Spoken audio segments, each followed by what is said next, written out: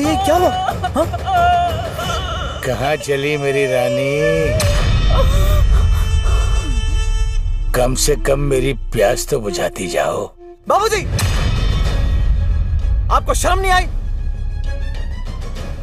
अपनी बहू के साथ इतनी घटिया हरकत! मुझे अपने आप को आपका बेटा कहते हुए शर्म आती है। तो मत बोल। अरे बोला किसने है तुझे बाबूजी बोलने के लिए?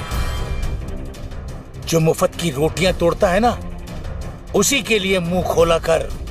अरे तेरी तो औकात ही नहीं मुझे कुछ बोलने की। सारा खर्चा, इस घर का सारा खर्चा मेरी पेंशन से चलता है। खुद तो कुछ करता नहीं और मुझे चला है उपदेश देने के लिए। बस उसी एहसान तले हम यहाँ चुप बैठे हैं, वरना क्या कर लेते?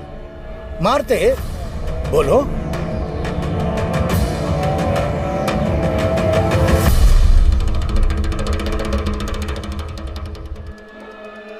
पूरा मूड खराब कर दिया।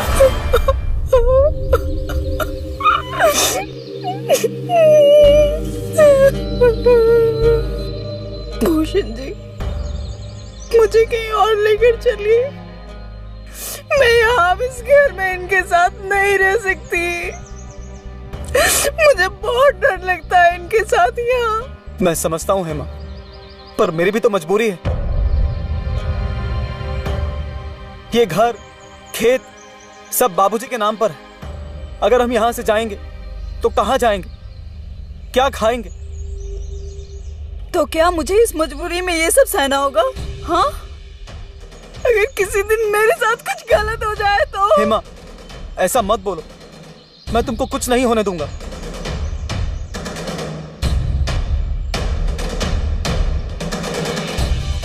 अब इस परेशानी का कोई तो तोड़ निकालना पड़ेगा।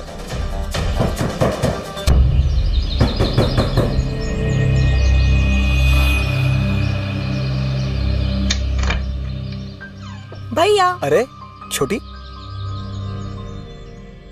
कैसे हो आप? मैं अच्छा हूँ, तू कैसी है? मैं भी बढ़िया। और अचानक? क्यों, मुझे देख के खुशी नहीं हुई आपको? अरे नहीं नहीं छोटी, ऐसी कोई बात नहीं है। तू अचानक आ गई ना, इसलिए सोच में पड़ गया था। अरे भैया, बाकी सब तो ठीक है, लेकिन वो कविता के पति का जब देहांत हुआ था तो मैं आ नहीं पाई थी, इसलिए सोचा मिलके चली जाऊं। भाभी, भाभी कैसे हो आप? ठीक हूँ, और तुम कैसे हो? मैं एकदम बढ़िया। कितने महीनों बाद आई हो मुंबई से। हाँ, अच्छा लगा। बैठो। हाँ, पर बाबूजी कहाँ हैं? दिखाई नहीं दे रहे कहीं।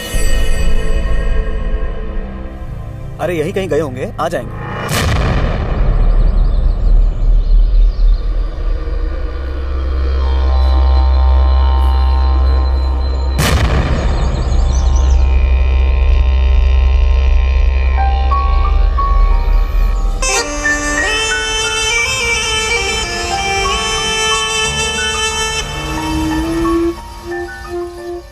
हे बच्ची। जी काका।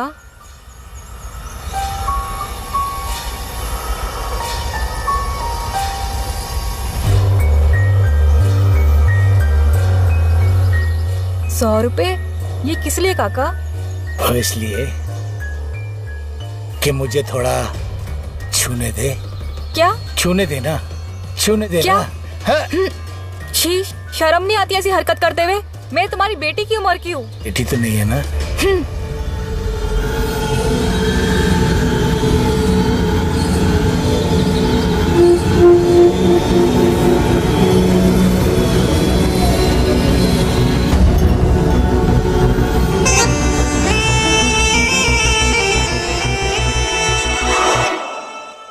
कविता, तेरे पति के बारे में सुना था तो बहुत बुरा लगा था।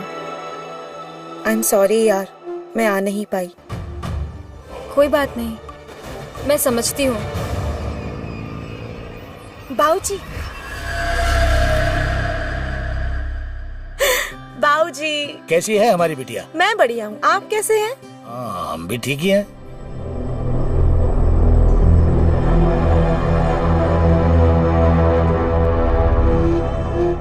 जीती रहो।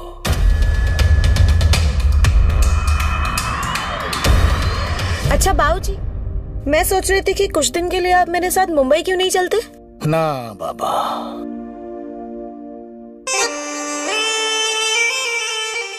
हमारा दिल नहीं लगेगा बेटा वहां। बाबूजी चलिए ना, मैंने कविता को भी मना लिया अपने साथ जाने के लिए। वहां पर वो अपनी नई जिंदगी की शुरुआत करेगी और मैंने इसकी जॉब की भी बात कर ली है वहां पर। अच्छा कुछ दिन मेरे पास रुकेगा, फिर उसके बाद वापस आ जाइएगा, ठीक है? कविता भी जा रही है? हाँ बाबूजी, कविता भी जा रही है। तो फिर तुम इतनी जिद कर रही हो तो चलो चलते हैं। थैंक यू बाबूजी।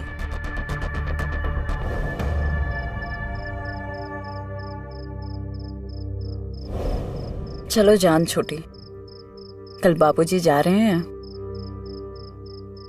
हम अपने ही घर में डर के जी रहे थे, अब कुछ दिन तो अपने घर में खुशी और सुकून से जीऊंगी।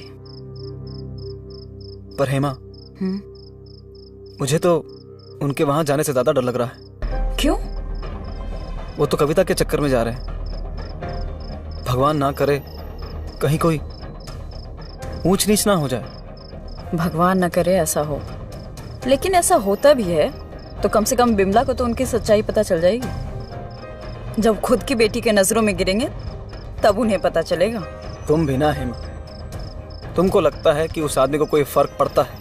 अरे जो इंसान हमारे ही सामने इतनी बेशर्मी से रहता है, तो फिर विमला के सामने सारी बात आ जाने से भी उन्हें कोई फर्क नहीं पड़ेगा। बेटी है वो उनकी। बेटी बेटी से उन्हें कोई फर्क नहीं पड़ता। जब विमला का तलाक हुआ था तब बाबूजी ने ही विमला को मुंबई में घर दिलाया था ताकि वो उनसे दूर रहे और बाबूजी खुद यहाँ चैन से अय्याशी कर सके। जी। देखना तो, ये इंसान वहां जाकर भी शांत नहीं बैठेगा। अच्छा भैया, चलती हूँ। खुश रहना और अपना ध्यान रखना। जी भैया। अच्छा भाभी, अपना ध्यान रखिएगा। और तुम भी अपना ध्यान रखना। जी। अच्छा भाभी, चलती हूँ। ठीक है, पर अपना ध्यान रखना। जी।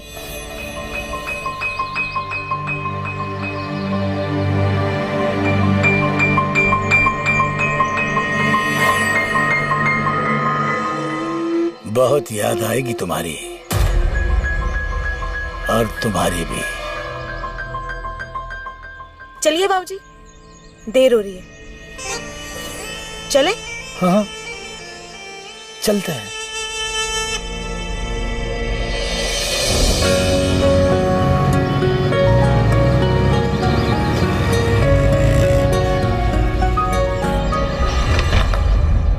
आइए बाबूजी। आओ कविता।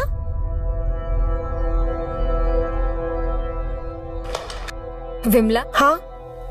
घर तो तुम्हारा बहुत सुंदर है। मुंबई जैसे शहर में इतना बड़ा घर होना बहुत बड़ी बात है, और ये सब हुआ है मेरे बाबूजी की वजह से। थैंक यू बाबूजी, इन्होंने ही दिलवाया है ये घर। अरे हाँ, तुम लोग ना मुंह हाथ धो लो, मैं तब तक बाजार से सब्जी लेकर आती हूँ, ठीक है? आप भी मुंह हाथ धो लीजिए बाबूजी। अच्छा सुन, मैंने तेरी जॉब की बात की है किसी से, वो शायद मिलने आ जाए। मनोज नाम है उनका, ठीक है? तू देख लेना।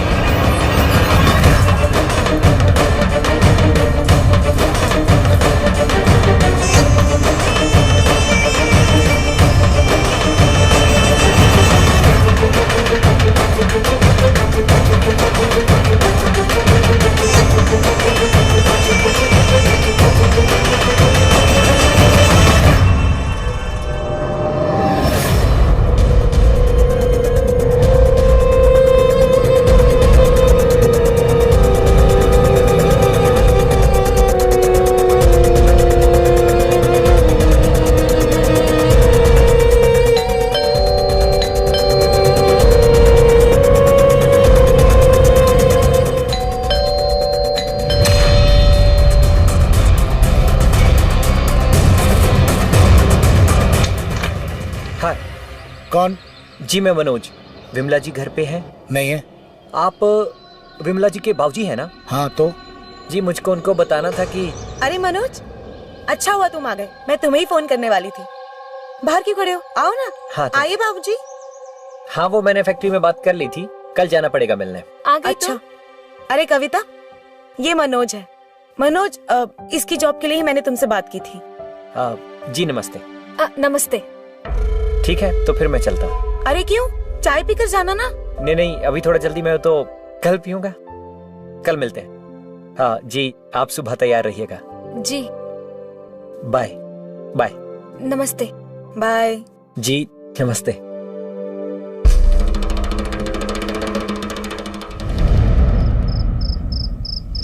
कविता, अरे मैं तुझे कब से आवा।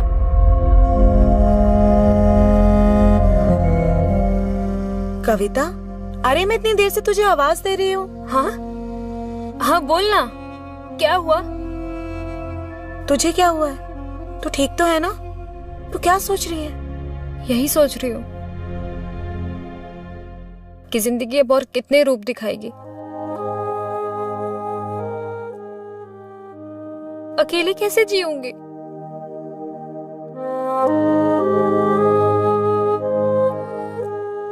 बहुत याद आती है उनकी।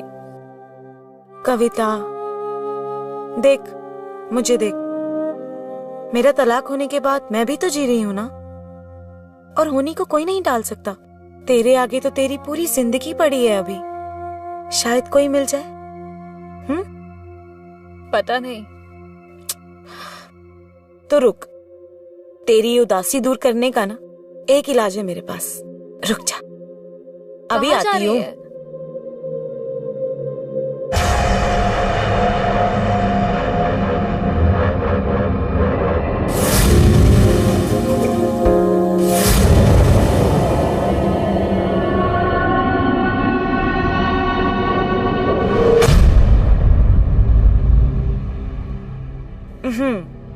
ये क्या है?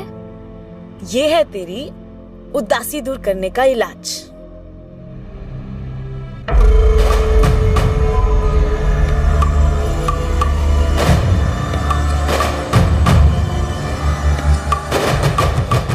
ये ले, इसे पी जा और अपने सारे दुख दर्द सब भूल जा। विमला, ये तो शराब है। तो क्या, तुझे क्या लगता है मेरे पति से मेरा तलाक होने के बाद मैं उन्हें कैसे भूली? तुझे क्या पता? यही तो मेरा सहारा था। चल अब पीना। लेकिन विमला, ये गलत है। क्या गलत है? तो कुछ पागल है क्या?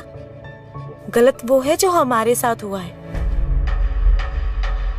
चल पी ले।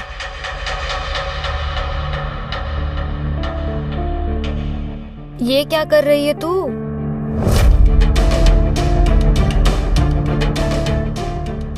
इज्जत दो इन्हें, पागल। अरे करो ना। हाँ कर रही हूँ, कर रही हूँ।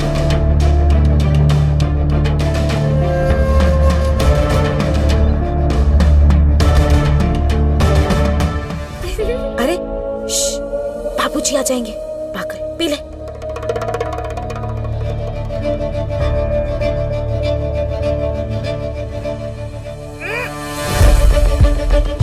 पीछे पीछे पीछे पीछे, बस। कैसा लगा?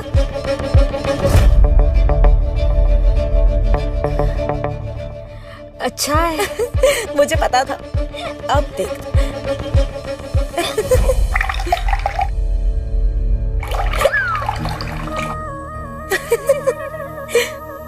पानी रहने देते, चल। Cheers!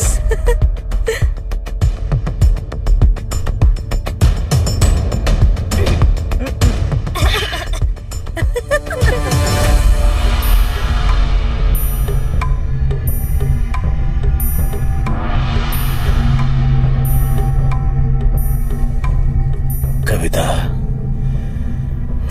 मेरी जान, मेरी प्यास बुझा दे, मेरी बाहों में आ जा, मुझे अपना बना ले। चल के देखता हूं, अब तो सो गई होगी।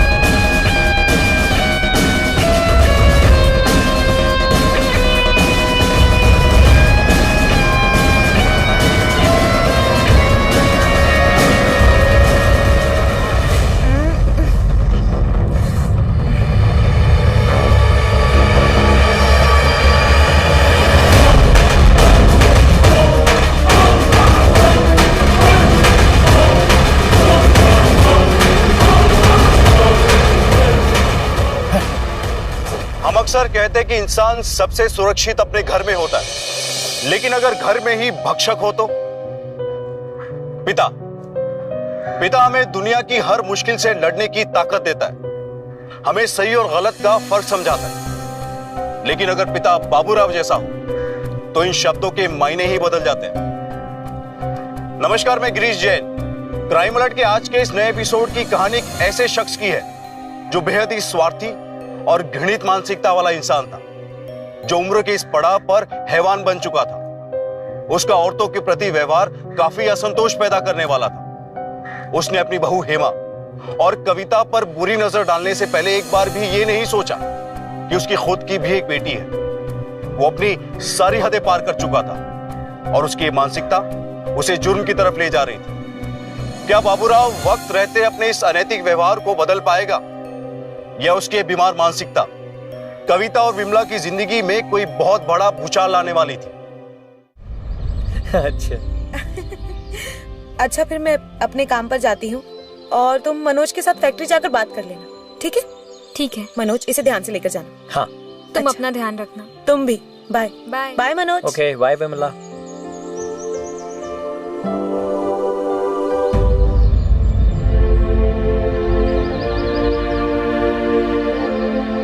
मैं आपकी बहुत आभारी हूँ।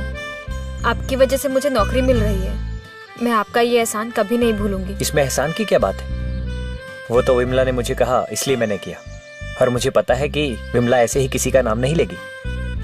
कोई बहुत खास होगा तभी।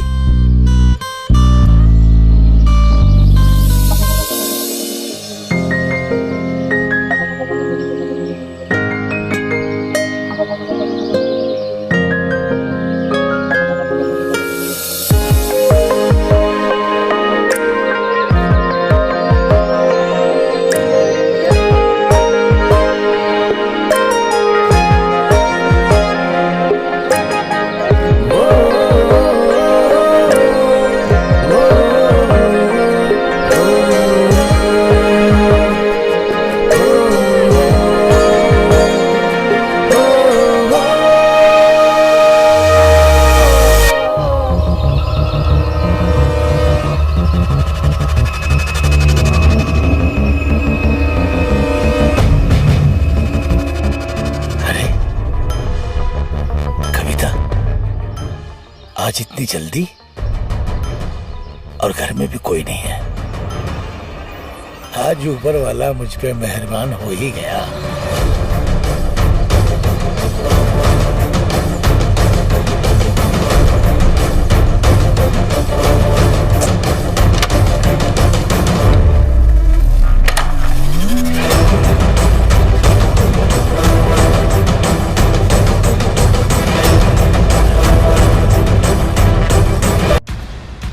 डटकर होगा डर से सामना।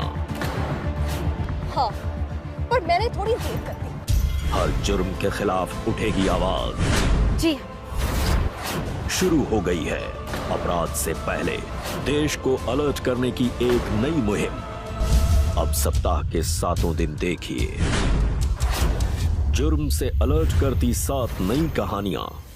जरूरत है जागरूक होने की, जुर्म के खिलाफ आवाज उठानी पड़ेगी। क्राइम अलर्ट सोमवार से रविवार रात 10 बजे दंगल पर।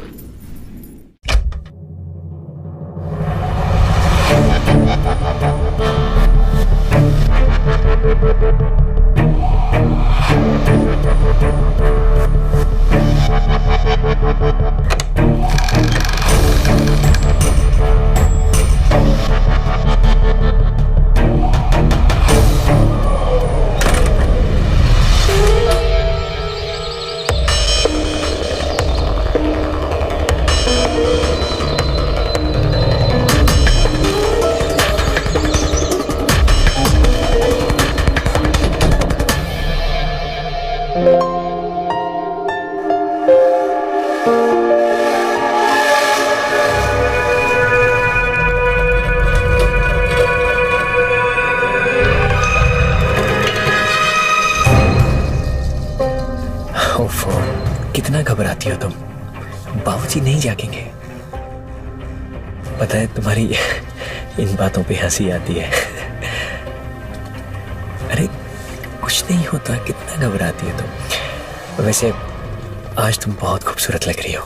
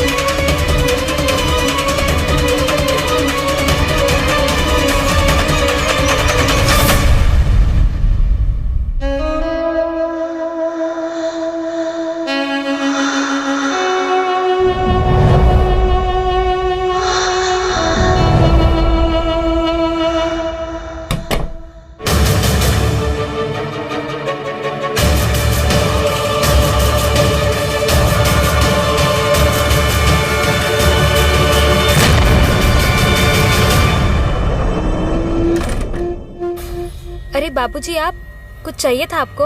हाँ। क्या, बोलिए ना। प्यार। मैं समझी नहीं। वही प्यार जो तू मनोज के साथ कर रही थी। बाबूजी,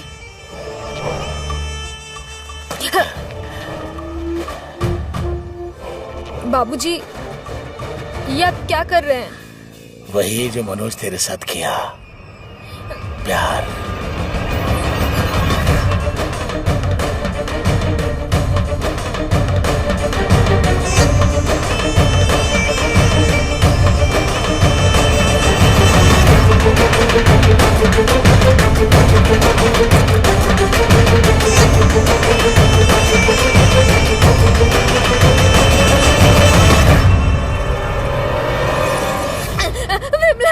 कविता, कविता क्या हुआ?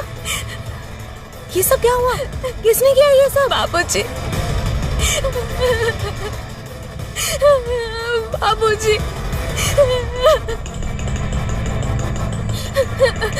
बाबूजी, बाबूजी, हाँ? ये क्या है? आप इतना गिर गए? मैंने कभी सपने में भी नहीं सोचा था। आपको अपना बाप कहते हुए भी शर्म आ रही है मुझे। अरे चुप कर। जब देखो बाप बाप बाप। अरे बाप की क्या कोई फीलिंग नहीं होती? अरे मैंने इससे सिर्फ प्यार ही तो मांगा था और कुछ नहीं मांगा था। और मुझे इन सब बातों में कुछ शर्म नहीं आती है। और मुझे उपदेश मत दे, समझी? चल भेजी से। बाबूजी, दूर रहिए। घिन आ रही है आपसे। घिन आ रही है? अब तुझे मुझसे घिन आ रही है? अरे जब मैंने तुझे ये घर खरीद के दिया तब तुझे घिन नहीं आई। अरे जब तेरा तलाक हो गया, मैंने तेरा साथ दिया, तब तुझे घिन नहीं आई। मैं तेरे कंधे से कंधा मिलाकर चलता रहा, मैंने तेरी हर समय मदद की, तब तुझे घिन नहीं आई। आज तेरे बाप ने थोड़ा सा प्यार मांगा तो तुझे घिन आ रही है। बाबूजी, आप मेरे बाप हैं, फर्ज है आपका। कोई फर्ज वर्ज नहीं होता। अरे उपकार होता है, ये सब एहसान है जो मैंने तुझ पर किया। और आज तेरे पास इस एहसान को चुकाने का सुनहरा अवसर आया है। बाबूजी, दूर रहिए। आपको बता रही हूँ, अच्छा नहीं होगा वरना। भेज इसे। दूर रहिए, अच्छा नहीं होगा। दूर रहिए। चलो कविता।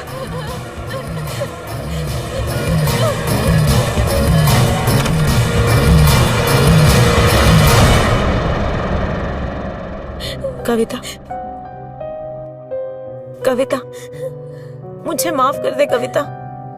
मुझे नहीं पता था मेरे बाबूजी इस हद तक। विमला,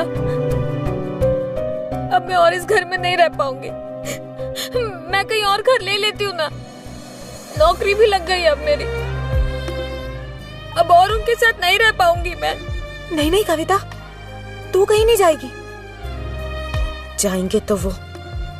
मैं कल शाम को ही उनको गांव छोड़कर आ जाऊंगी। तू फिक्र मत कर, फिक्र मत कर।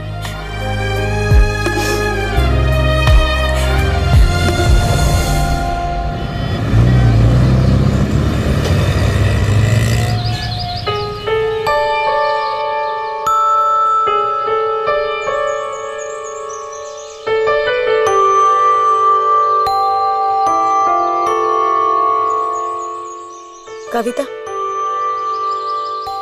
आज तेरा काम का पहला दिन है। अच्छे से काम करना, काम में मन लगाना, समझी? मैं जानती हूँ कल जो हुआ उसके बाद मुश्किल है, पर कविता प्लीज तो उसे भूलने की कोशिश कर। तो चिंता मत कर, मैं अपने आप को संभाल लूंगी। अच्छा सुन, तेरे घर आने से पहले मैं बाबूजी को लेकर गांव चली जाऊंगी। तू चिंता मत कर, ठीक है? ठीक है। चल, ध्यान रख अपना। तू भी अपना रखना।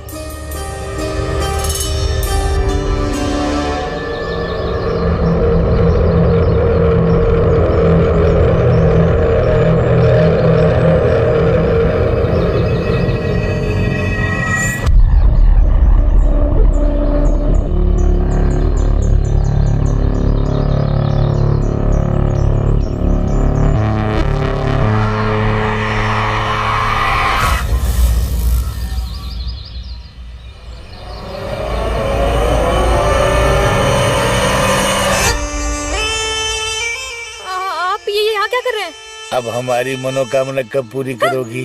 छोड़िए, हाथ छोड़िए, छोड़िए मुझे।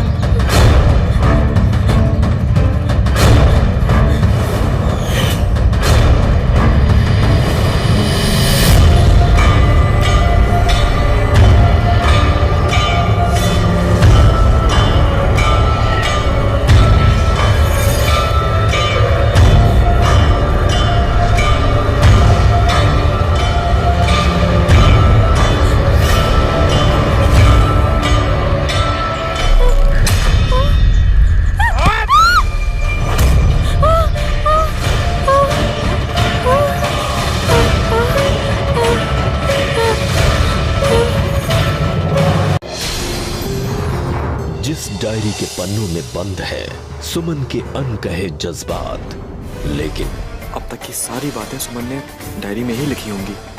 हे भगवान, डायरी किसी के भी हाथ लग गई तो अनर्थ हो जाएगा। क्या वक्त से पहले ही खुल जाएंगे ये दफन राज? पलकों की छांव में सोमवार से रविवार शाम 6:30 बजे और पुनः प्रसारण सुबह 10:30 बजे दंगल पर।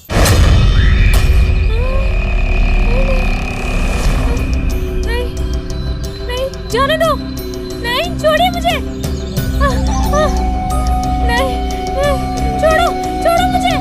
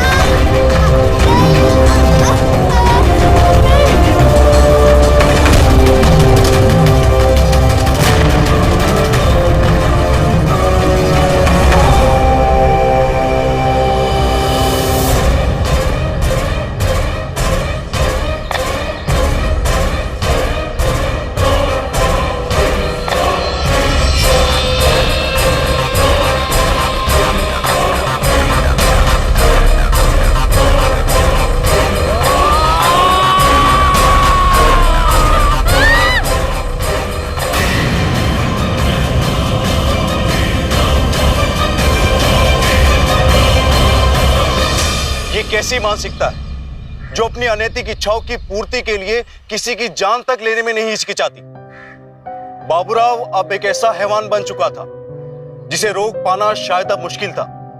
यह जानते हुए कि उसकी खुद की बेटी विमला उसके बद इरादों के बारे में जान चुकी है, वो नहीं रुका। और सिर्फ इतना ही नहीं, उसे इस बात का जरा सा भी अफसोस या एहसास नहीं था कि उसने कविता की जान लेकर कितना बड़ा गुनाह किया है। अपनी गंदी इच्छाओं को उसने कविता के साथ जबरदस्ती शारीरिक संबंध बनाकर और उसे मारकर पूरा किया, जो एक बीमार और घृणित मानसिकता का सबूत था। बाबूराव की मानसिकता उसके परिवार को और किन किन बुरी परिस्थितियों में डालने वाली थी, आइए देखते हैं। विमला, मैं तुझसे कह रहा हूं कि अब भी वक्त है, सोच ले। ये जो तू कर रही है ना, वो ठीक नहीं है। बाबूजी, आपको अपनी इज्जत की तो पड़ी नहीं है, लेकिन मुझे मेरी इज्जत की बहुत पड़ी है और यहाँ मैं अपनी इज्जत गंवाने का जोखिम नहीं उठा सकती हूँ, समझे आप? इसीलिए आपको अभी इसी वक्त मेरे साथ गांव चलना है। इज्जत? तेरे मुंह से ना ये इज्जत शब्द अच्छा नहीं लगता। देखा है मैंने रात को शराब पीकर कैसी धज्जियां उड़ाती है तू इज्जत की। ये कैसी बातें कर रहे हैं आप? कम से कम वो बात मेरे कमरे तक सीमित है, आपकी तरह मैं बाहर नुमाइश नहीं करती फिर रही हूँ। आपको बात कहते हुए तो क्या, मुझे तो सोचते हुए भी घृणा आ रही है।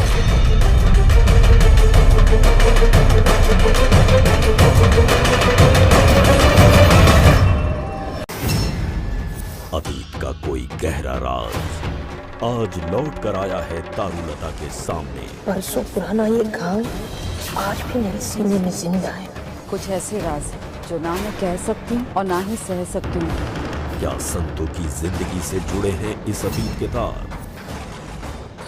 बंदनी, सोमवार से रविवार शाम 7 बजे दंगल पर।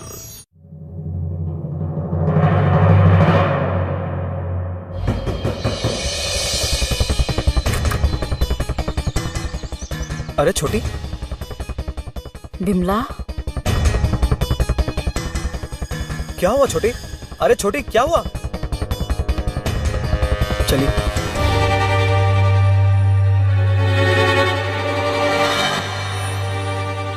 क्या हुआ छोटी? क्या हुआ? पूछे मत भैया, मुझे तो बताते हुए भी घिन आ रही है। क्या हुआ ऐसा? भाभी, वो बाबूजी, वो कविता से छी, मैं नहीं बता सकती। मुझे सब पता है विमला, सब पता है मुझे। तुम्हें तो आज मालूम पड़ा, मैं तो कब से सहन कर रहा। मतलब ये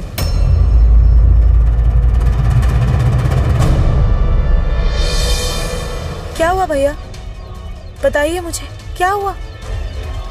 मतलब ये कि बाबूजी ने कई दफा हेमा के साथ भी जबरदस्ती करने की कोशिश की है। क्या?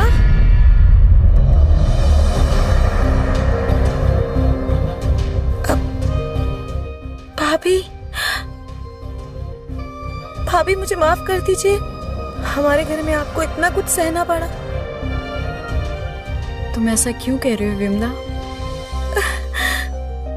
भैया आप कुछ करते क्यों नहीं है? रोकिए इन्हें, बेटी जैसी बहू को भी नहीं छोड़ा इन्होंने। छी।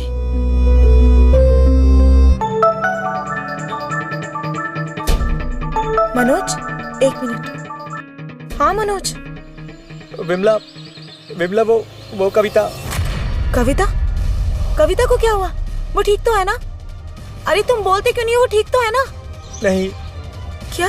मैंने बहुत ढूंढा, तुम्हें भी फोन लगाया लेकिन फोन लगा नहीं। पुलिस को उसकी लाश मिली है।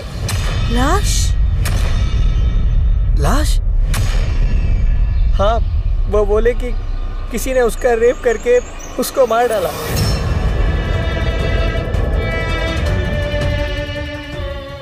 विमला, विमला, छोटी क्या हुआ? क्या हुआ?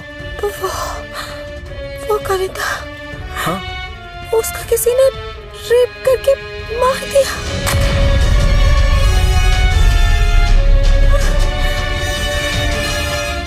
किसने? क्या हो गई है?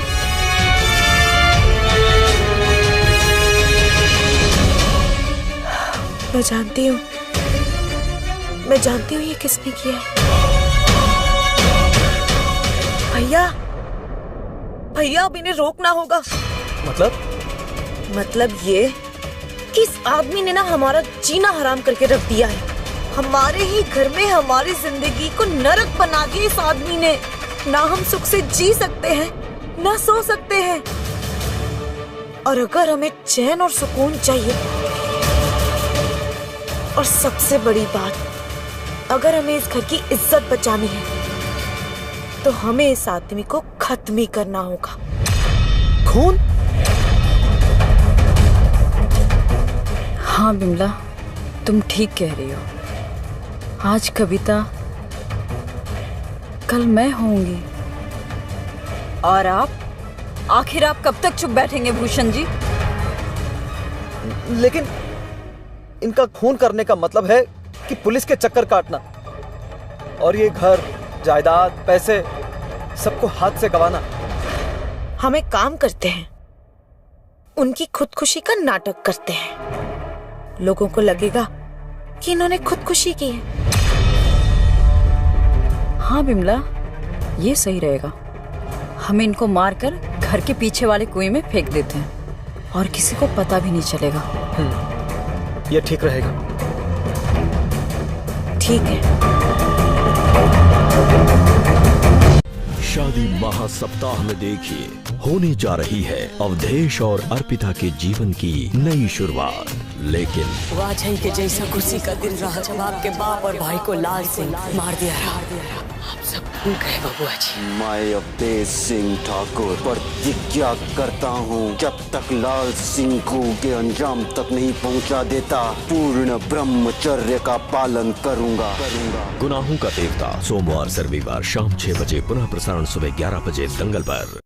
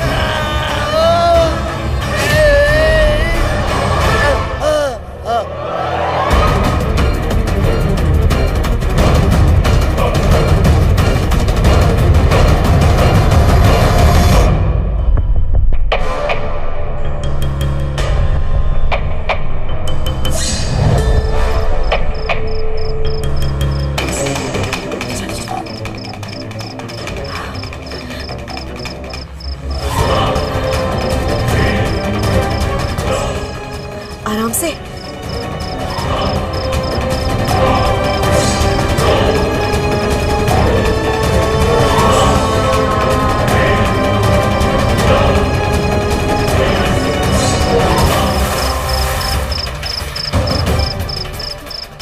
बस चलो अभी, अब सो जाते हैं और सुबह जैसा हमने सोचा था ठीक वैसा ही करेंगे। चलते हैं।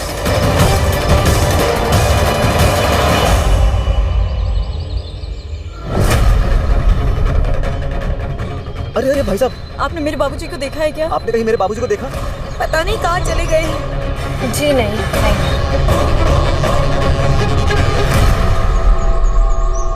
आपने मेरे बाबूजी को कहीं देखा है?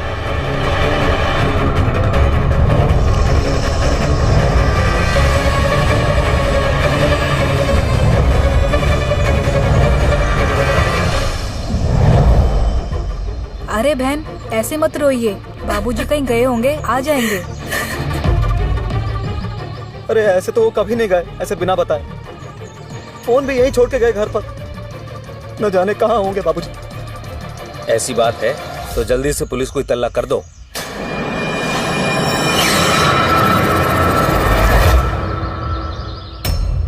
कब गायब हुए? सर जी, कल रात को हम सब खाना खा के सो गए और जब सुबह उठे तो पता नहीं बाबूजी कहीं भी नहीं दिखे। हम सभी ने उन्हें सब जगह ढूंढा। मुझे तो उनकी बहुत फिक्र हो रही है सर। पता नहीं किस हालात में होंगे बाबूजी। ठीक है, तुम दोनों घर का कोना कोना चेक करो।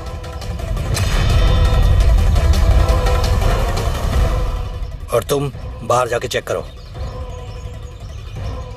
पहले भी ऐसा कभी हुआ है कि आपके बाबूजी बिना बताए घर से गए हो?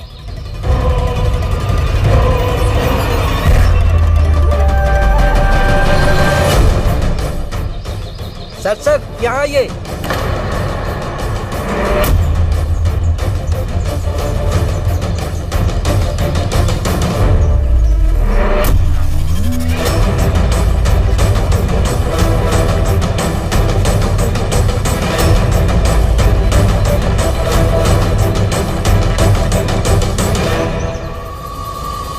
बाबूजी, बाबूजी, बाबूजी,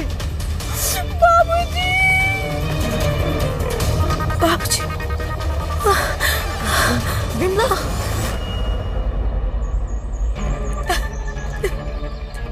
बाबूजी, बाबूजी। ये कुएं में कैसे गिरे? पता नहीं साहब, बाबूजी शराब बहुत पीते थे। हो सकता है कल रात को शायद उन्होंने ज्यादा पी ली हो, उसी से शायद उनका संतुलन उन्होंने खो दिया हो और शायद गिर गए।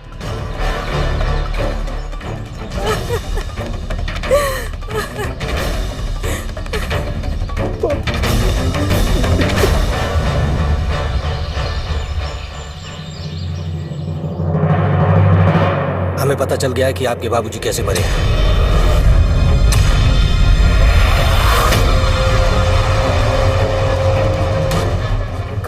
कैसे? ये तो आप लोग ही बताएंगे, क्योंकि कल ना उन्होंने शराब पी थी और ना ही उनकी मौत कुएं में गिरने से हुई थी। गला दबाकर उनकी हत्या की गई थी।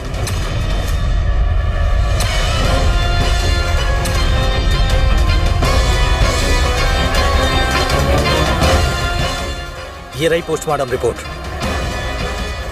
तो बेहतर होगा कि अब आप लोग बता दें उनको किसने मारा है। हमने मारा? क्या करते ऐसे बाप का जो हर लड़की को अपनी जागीर समझता है? मुझे तो ऐसे इंसान को अपना बाप कहते हुए भी शर्म आती। ऐसा घटिया बाप होने से तो अच्छा होता कि वो हमारा बाप ही ना होता। ऐसे इंसान के लिए तो यही सजा ठीक थी। गिरफ्तार करो तीनों को।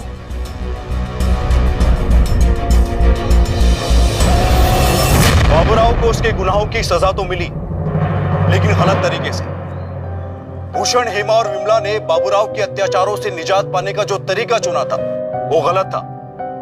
वो अगर चाहते तो उसके खिलाफ पुलिस कंप्लेंट कर सकते थे, मगर उन्होंने ऐसा ना कर कानून को अपने हाथ में लेने का फैसला किया, जिसे किसी भी सूरत में सही नहीं ठहराया जा सकता।